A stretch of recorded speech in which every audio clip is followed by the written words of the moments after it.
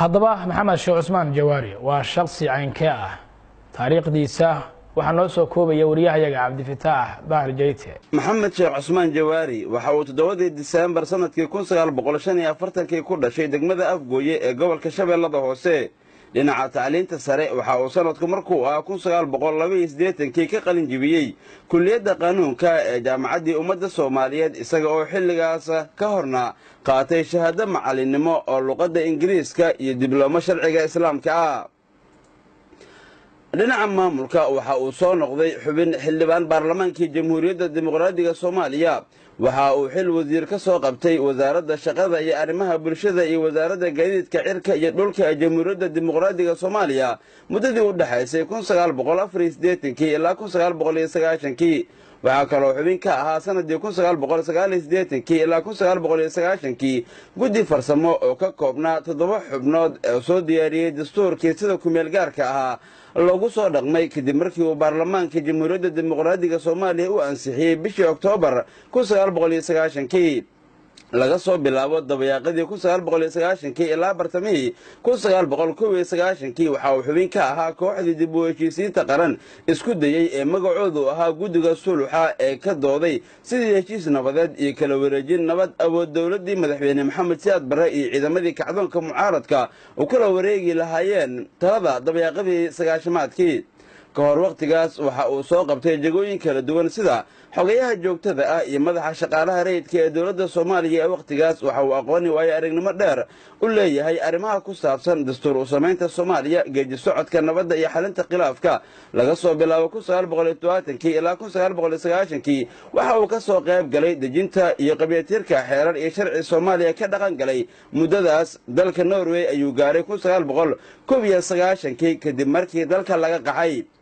waxa uu madax u noqday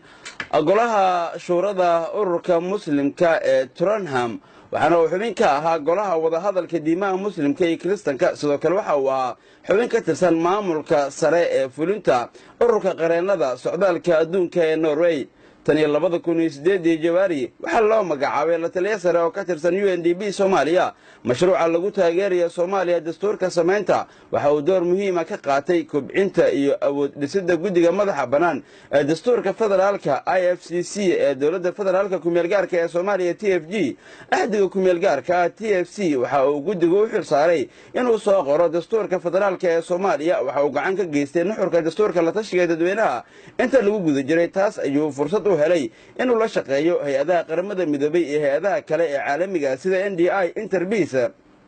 MPLI iyo AWEBA bishii September 2011 ilaa June 2012 waxa uu noqday gudoomiyaha guddiga qubarada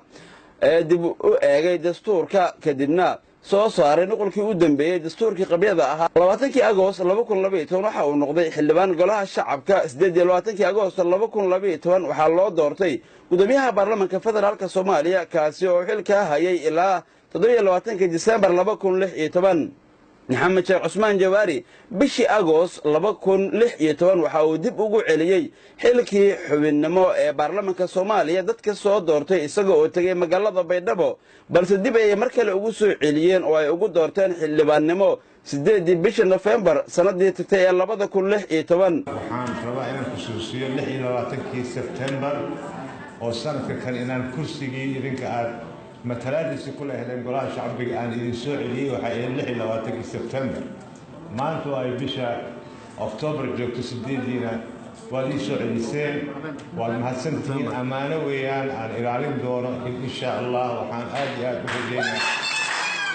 codsiyo uga yimid dadweynaha Soomaaliyeed ayuu mar kale 3 bishan Janaayo sanada 2017 ku aqbalay inuu isu soo taago in uu isu soo sharaxo gudoomiyaha baarlamaanka Soomaaliya waxaan aad u qadariyay